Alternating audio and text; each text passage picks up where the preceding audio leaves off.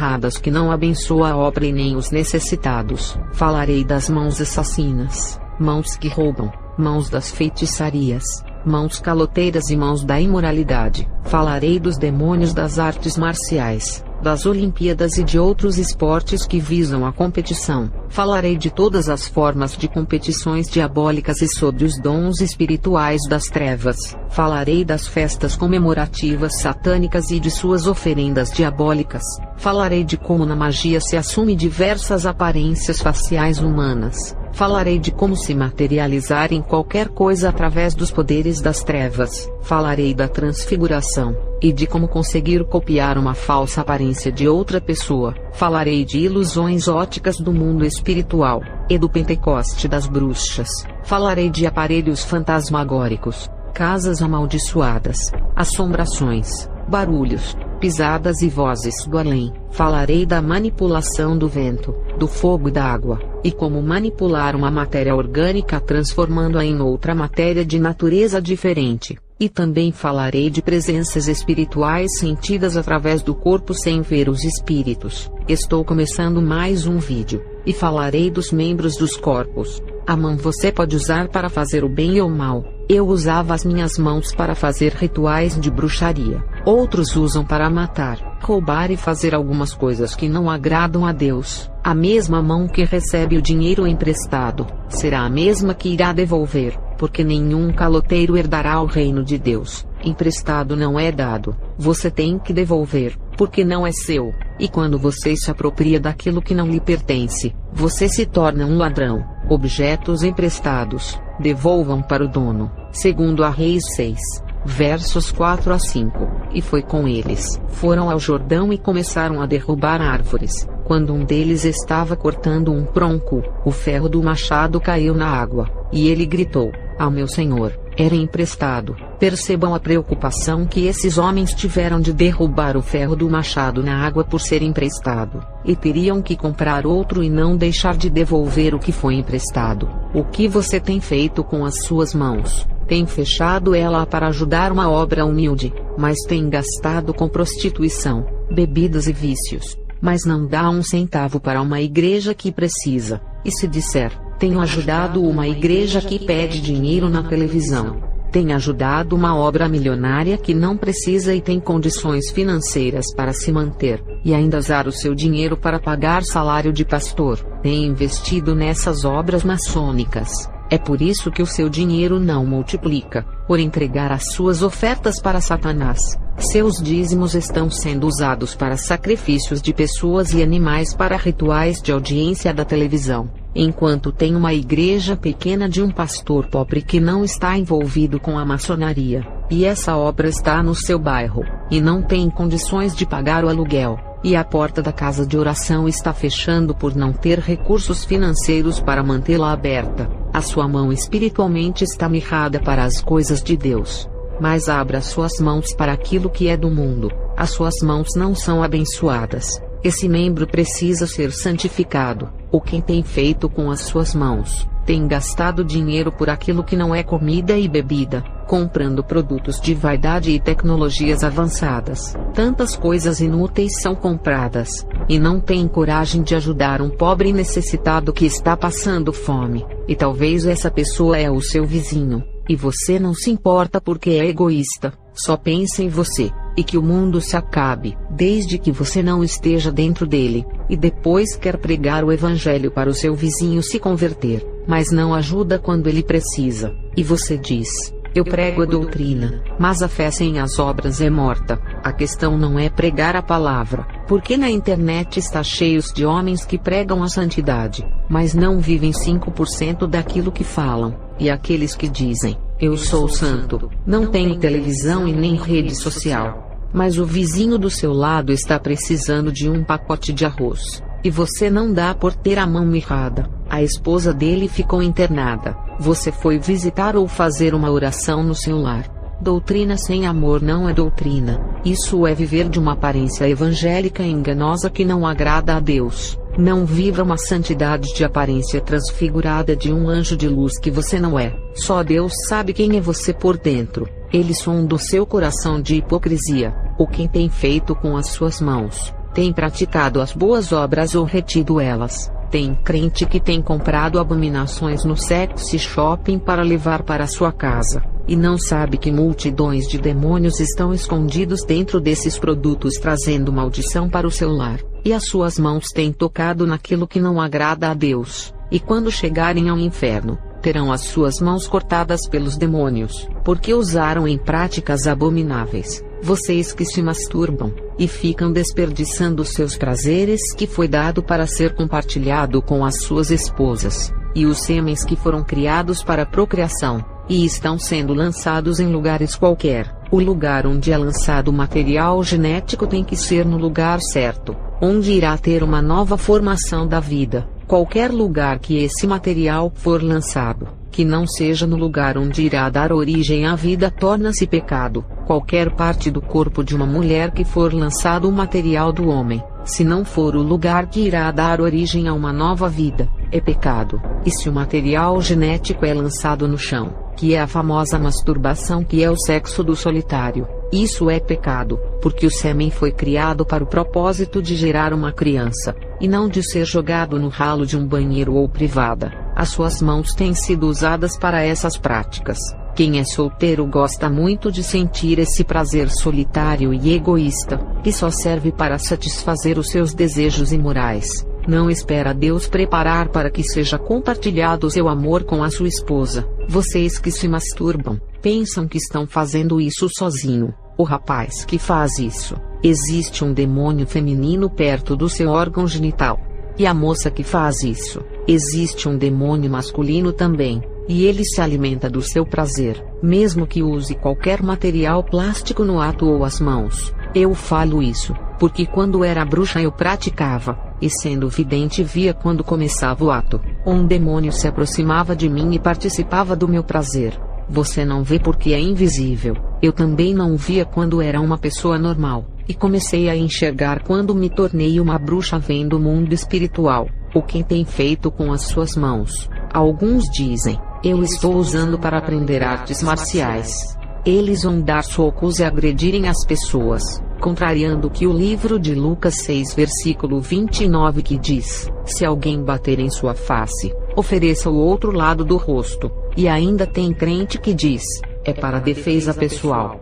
Isso é uma mentira. As mesmas artes marciais que se defendem também atacam, e em nenhuma briga o lutador vai querer ficar se defendendo. Ele vai atacar também, porque toda luta tem por objetivo finalizar a vítima ou imobilizar. Isso é um ataque, e se fosse apenas defesa pessoal, não poderia atacar uma vítima, um policial. Embora venha prender o bandido e proteger as pessoas, em um tiroteio ele terá que matar, contrariando a Bíblia que diz que nenhum homicida irá entrar no reino de Deus. O que é encontrado nas artes marciais, eles têm sabedorias ancestrais, filosofias humanas e meditações espirituais. O Kung Fu, Karatê, Jiu-Jitsu, Muay Thai, Capoeira, Judô, Boxe, Ninjutsu, Taekwondo. Todas as artes marciais visam o corpo, mente e energia igual ao yoga. As artes marciais são iguais às religiões.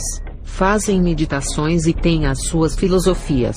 Nos filmes de karatê, kung fu e de ninjas, eles sentam no chão, fazem meditações com palavras místicas, e essas coisas dão habilidades e forças sobrenaturais para quebrarem coisas fortes como blocos, tijolos, madeiras e objetos duros. As artes marciais são chamadas de arte da guerra, e a Bíblia diz que a nossa luta não é contra a carne e o sangue. As artes marciais contrariam a palavra de Deus porque é uma luta corporal. Esses espíritos que agem nas artes marciais, eu já trabalhei com eles na bruxaria. Eles são violentos, e têm os seus corpos ágeis e se movimentam com grande velocidade. Um jovem que me procurou para aumentar as suas habilidades. Ele entrou em uma academia de artes marciais, e queria ser o melhor lutador. Ele me pagou e pediu 4 coisas. Um corpo que se movimentasse igual a uma cobra, a agilidade do guepardo, a força do touro, e voar igual uma águia. Os 4 espíritos que eu invoquei para entrarem nele, eram demônios híbridos. Um era metade homem e metade cobra, o outro metade homem e metade guepardo, o terceiro metade homem e metade touro, e o último metade homem e metade águia. Eles eram compostos de partes homens e partes animais que eu invoquei. Esse jovem, em apenas um mês, voava por cima da cabeça de um homem e dava voadoras de quase 3 metros de altura. O demônio, parte homem e parte águia, entrou no corpo dele. Cada demônio que o possuiu deu um tipo de habilidade para ele. Esse jovem, com apenas um mês de academia, fazia mais coisas do que os alunos que já treinavam há um ano. O seu professor ficou com a cara de espanto ao ver uma evolução nas artes marciais tão rápida em apenas um mês. E os alunos da academia, admirados com o seu desenvolvimento, queriam saber os seus segredos e treinamentos que o fizeram crescer. Ele, como almejava ser o melhor da escola, guardou o segredo para ele. O professor Gustavo de artes marciais, que não tem envolvimento com feitiço e não segue nenhuma religião. Ele mesmo afirmou que as artes marciais têm envolvimento com a magia. Ele disse: existe uma junção da arte marcial com a magia. Eu já realizei técnicas nas artes marciais que realizava rituais xamãs. Usei para invocar o espírito do animal que eu precisava de ajuda, para realizar técnicas difíceis. Já realizei Taolus no Sablat de Imbolc, ou Candlemas, que é a festa do fogo, ou Noite de Brigitte. Brigitte é a senhora da poesia, da inspiração, da cura, da escrita, da metalurgia, das artes marciais e do fogo. Ele disse: realizei Taolus ao invés de dança, ou recitar poesias neste ritual. O deus Lug é guerreiro. Eu já utilizei Catis para invocá-lo no ritual em sua homenagem. Dentro das artes marciais, a magia é usada para cura, para ataques psíquicos e para a própria manipulação e direcionamento de energia. Vai de cada vertente da magia e sua capacidade. A arte marcial é fortemente ligada à magia para a evolução física, mental e espiritual. Tanto a magia quanto a arte marcial me ajudaram a aperfeiçoar a minha manipulação de energia, a direcioná-la, tê-la, bloqueá-la e dispersá-la. Toda arte marcial tem a sua cultura e filosofia. Segundo o professor Gustavo, que nunca conheceu a feitiçaria, mas descobriu a sua ligação com as artes marciais, o que o levou até a invocar os espíritos através da própria arte marcial. O dragão, o tigre, a águia e serpentes, que são técnicas do Kung Fu. Os lutadores invocam os espíritos desses animais, pensando que são espíritos dos animais que morreram, e a realidade é que são espíritos dos demônios, e eles aparecem com os seus corpos metade homem, e metade do animal que foi invocado. São os demônios híbridos, que são uma mistura de homem com animal. Esses demônios se manifestam nas empresas cinematográficas de Hollywood, para inspirarem os escritores a fazerem personagens de filmes de ficção e terror. O filme de Hellboy, Garoto do Inferno, metade homem, metade cavalo e chifre de touro, é um demônio híbrido. Alguns monstros das mitologias antigas que são híbridos que os homens conheciam são eles: Adlet, Apicalil, Buraque, Centauro, Sinocéfalo, Dampiro, Esfinge, Fauno, Ganexa, Garuda, Árpia, Capri, Mantícora, Melusina, Sátiro, Tengu, Vanara e outros. Todos esses são demônios híbridos que se manifestaram aos homens do tempo antigo, e os inspiravam para fazerem as suas esculturas, fizeram os seus desenhos, e depois as suas imagens e estátuas.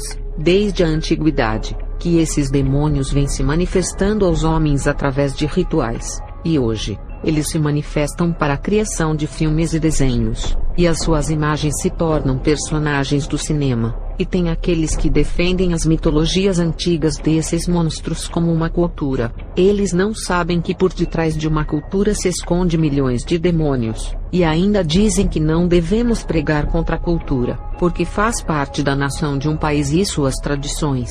As festas juninas que acontecem no Brasil são oferendas aos demônios, as danças são práticas de rituais, e as bebidas e as demais coisas são ofertas de sacrifícios, assim como as comidas como canjica, pamonha, pipoca, milho cozido, quentão, pinhão, batata, doce e vinho quente e outros. Tudo isso é cultura, tradição, usos e costumes de demônios. Não estou dizendo que esses alimentos são pecados, mas quando vocês se alimentam dessas coisas, praticando o ritual de festas juninas, estão oferecendo os alimentos aos demônios antes de serem consumidos. Do mesmo modo, Acontece na falsa Páscoa pagando o coelho e chocolate. Acontece isso no Ano Novo e Natal, que são rituais aos deuses. E as comidas e bebidas são as oferendas a esses deuses. No Carnaval, que é um ritual da carne, sacrifício da nudez e oferendas do sexo,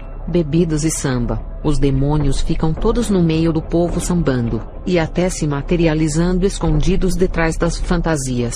As máscaras de carnaval são as imagens dos demônios, e o Halloween, que é uma festa das bruxas que o Brasil importou.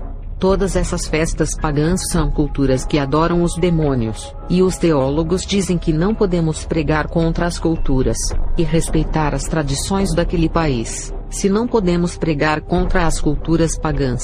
Então temos que aceitar a praia do nudismo, que é uma prática que existe em muitos países, onde as pessoas andam nuas.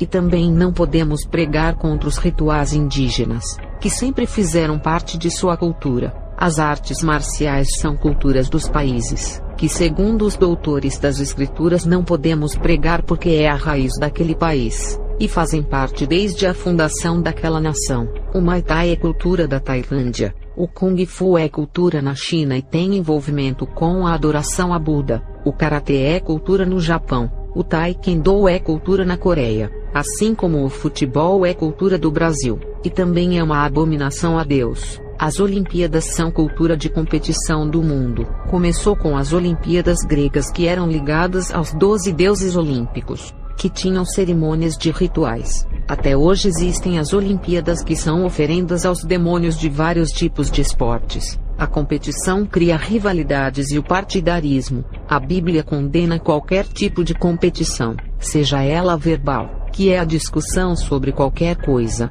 A palavra condena a competição intelectual, que é a disputa de quem é mais sábio, e condena a competição eclesiástica, que é a disputa de conseguir o maior cargo na igreja. Isso serve para as empresas.